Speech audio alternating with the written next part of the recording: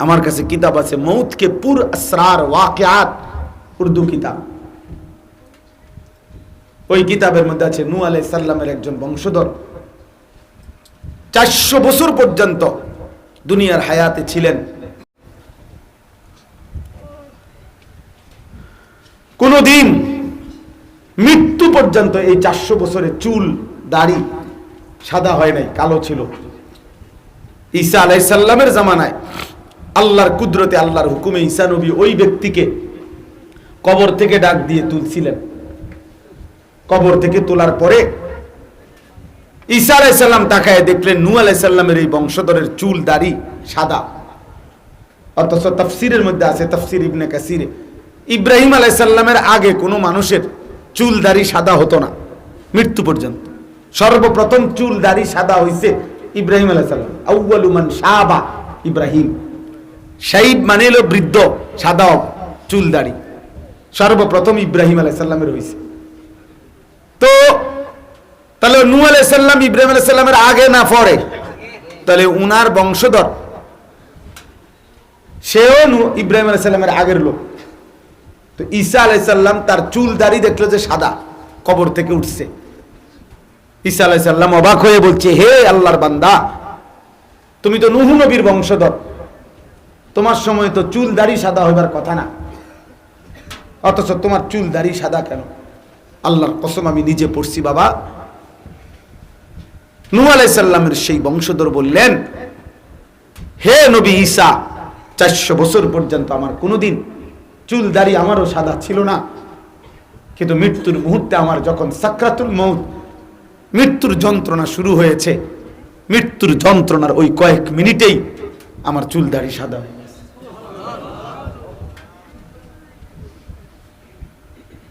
ওই কয়েক মিনিটের যন্ত্রণাতেই আমার চুল দাড়ি সাদা হয়ে গেছে। এজন্য তুমি আখিরাতকে আমরা বাবা খামখেয়ালি মনে করলে হবে না।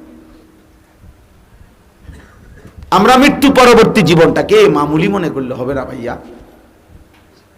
নবী সাল্লাল্লাহু আলাইহি সাল্লামের একজন সাহাবী আমর ইবনুল আস রাদিয়াল্লাহু তাআলা আনহু, বিখ্যাত সাহাবী। মৃত্যুর পূর্বে উনাকে ওনার ছেলে, উনিও সাহাবী ছিলেন, আব্দুল্লাহ ইবনে আমর ইবনুল আস, উনি জিজ্ঞেস করছিলেন যে আব্বা, এই শেষ মুহূর্তে আপনার মৃত্যুর যন্ত্রণাটা, অথচ ওনারা ঈমানদার সাহাবা, আপনার কাছে কেমন লাগতেছে? সাকরাতুল মউত আপনার কাছে কেমন লাগতেছে? হযরত আমর ইবনুল আস রাদিয়াল্লাহু তাআলা আনহু বলেন, উনি বলতেছিলেন, ইয়া বুনাইয়া কাআন্না জিবালাদ দুনিয়া আলা সাদরি ওয়া কাআন্নি আতানাফাসু মিন সাকবিল ইবরা। আল্লাহু আকবার। আমর ইবনুল আস বলে, বাবা, মৃত্যু যন্ত্রণা আমার এমন হচ্ছে, মনে হচ্ছে যেন পৃথিবীর সমস্ত পাহাড় আমার বুকের উপরে চাপা দিয়া রাখছে, আর আমি যেন সুইয়ের ছিদ্র দিয়া একটু একটু নিঃশ্বাস নিতেছি।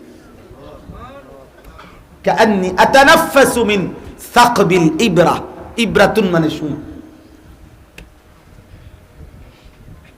এক সাহাবী ঈমানদার, উনি বলতেছেন, আমার বুকের উপরে যেন পাথর চাপ, আরে পৃথিবীর সবগুলো পাহাড় চাপা দিয়া রাখছে। প্রিয় ভাই, তোমার কি হবে? আমার কি হবে? বেনামাজি তোমার কি হবে? 30 বছর ধরে যে সুদ খাইতেছেন আপনার কি হবে? 60 বছর ধরে যে বিড়ি সিগারেট খাইতেছেন আপনার কি হবে? 60 বছর ধরে যে কথায় কথায় গালিগালাজ ছাড়া কথা বলেন না আপনার কি হবে? গত 40 বছর ধরে যিনি প্রতিদিন ওজনে কম দিতেছেন আপনার কি হবে? গত 60 বছর ধরে প্রত্যেক দিন যে টেলিভিশনে নাটক সিনেমা দেখেন আপনার কি হবে? 365 দিনে খোদার এক বছরে কোনোদিন যে যুবক, প্রিয় ভাই, তোমারে ধমক দিছি ঠিক আছে, তোমারে অনেক শক্ত কথা বলছি ভাইয়া, কিন্তু তুমি ভেবে দেখো 365 দিনে খোদার একটি বছরে কোনোদিন ফজরের নামাজ পড়লা না, তোমার কি হবে বাপ? কেমনে দাঁড়াইবা? ফাকাইফা তাত্তাকুনা ইন কাফারতুম ইয়াওমান ইয়াজালুল বিলদানা শিবা। রব্বুল আলামিন বলেন, বান্দা, এই যে দিন রাত আমি আল্লাহর নাফরমানি করছো, সেদিন হাসরের দিন কেমনে বাঁচবা, ফাকাইফা তাত্তাকুনা, কেমনে রে বাঁচবা বান্দা, যেদিনের একদিনের হাসরের ময়দানে একদিনেই দুঃখ কষ্ট আর পেরেশানিতে কোলের বাচ্চাটাই বুড়া হয়ে যাবে। কোরআন শরীফের তরজমা কিনা,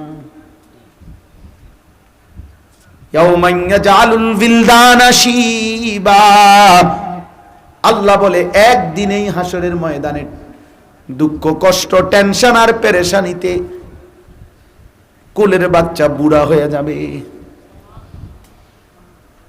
হ্যাঁ, মানুষ বলে না যে আমার চুলদারি পাইকা গেছে টেনশনে টেনশনে। দোস্ত আমার, রাত গভীর, খুব লম্বা করতে চাই না আমি, আমারে আবার ফিরে যাইতে হবে। আমার কলজার মধ্যে বয় শুধু এই ব্রাহ্মণবাড়িয়া বিশ্ব রোডের এই জ্যামের জায়গা, আমি কেমনে পার হব? আমার ফজরের পর থেকে কাজ, ফজরের পরেই আমার কাজ আছে। এই জন্য বললাম, প্রিয় ভাই আমার, দোস্ত আমার, বাবা আমার, আমরা আমাদের কমপক্ষে তু আগার মেরা নিহি বনতা না বন আপনা তো বন, তুমি যদি কারো কোনো উপকার না করো, তোমার দ্বারা যদি কেউ কোনো উপকার নাও পায়, নিজের জন্য কিছু করো, নিজের জন্য কিছু করো। তুমি তোমার কমপক্ষে জাহান্নাম থেকে বাঁচাবার একটু চেষ্টা করো, তুমি তোমার কমপক্ষে কবরের আযাব থেকে বাঁচাবার ফিকির করো। এই চুরি ডাকাতি, জিনা, ব্যভিচার, মদ, জুয়া, নাচ গান, অশ্লীলতা, বেহায়াপনা, সুদ, ঘুষ, এটা শেষ পর্যন্ত একজন ব্যক্তিকে জাহান্নামে নেবে না? কথা বলে না? জাহান্নামে নেবে না? ওয়া ইন্নাল ফুজুরা ইয়াহদি ইলান নার, নবীজি স্পষ্ট বলছেন, গুনাহ মানুষকে জাহান্নামের দিকে নিয়ে যাবে। আল্লাহ আমাদেরকে হেফাজত করেন।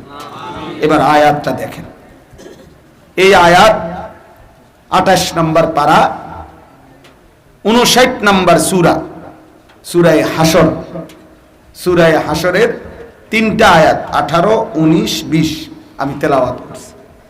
এবার আর অল্প একটু এই তরজমা বলি, তাইলে আমার কথা শেষ। আল্লাহ পাক রব্বুল আলামিন বলতেছেন, ইয়া আইয়ুহাল্লাযীনা আমানু, হে ঈমানদারগণ, হে মুমিনগণ।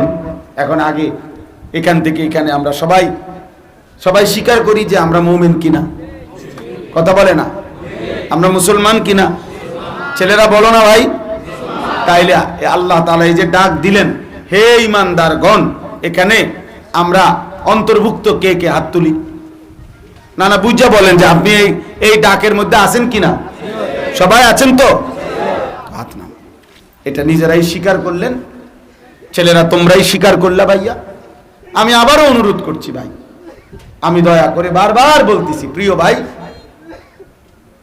তামসা কইরা উড়াইয়া দিও না, উড়াইয়া দিও না।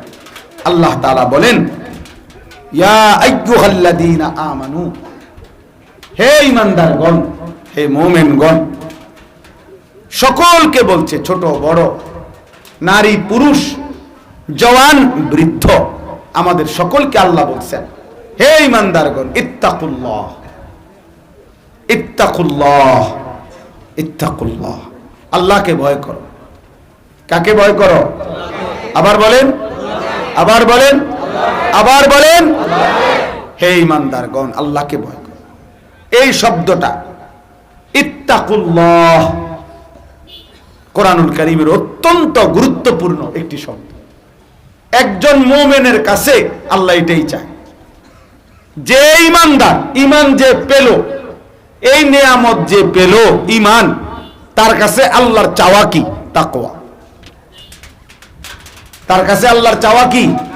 তাকওয়া। তাকওয়া বলেন, এই যেটা আমারে বলছে, কইতো শুনছেন না? আমার ঘোষণার সময় বলছে। তাহলে একজন মুমিনের কাছে আল্লাহ যেটা চায়, এটারে কয় তাকওয়া। এই কথাটাই আল্লাহ বলছে ইত্তাকুল্লাহ। কোরআনুল কারীমের মধ্যে প্রায় 7 বারের চাইতে বেশি আল্লাহ তাআলা বলছেন ইত্তাকুল্লাহ ইত্তাকুল্লাহ ইত্তাকুল্লাহ ইত্তাকুল্লাহ ইত্তাকুল্লাহ ইত্তাকুল্লাহ। মুমিন তোমাকে বলছি আল্লাহকে ভয় করো, আল্লাহকে ভয় করো, আল্লাহকে ভয় করো, আল্লাহকে ভয় করো।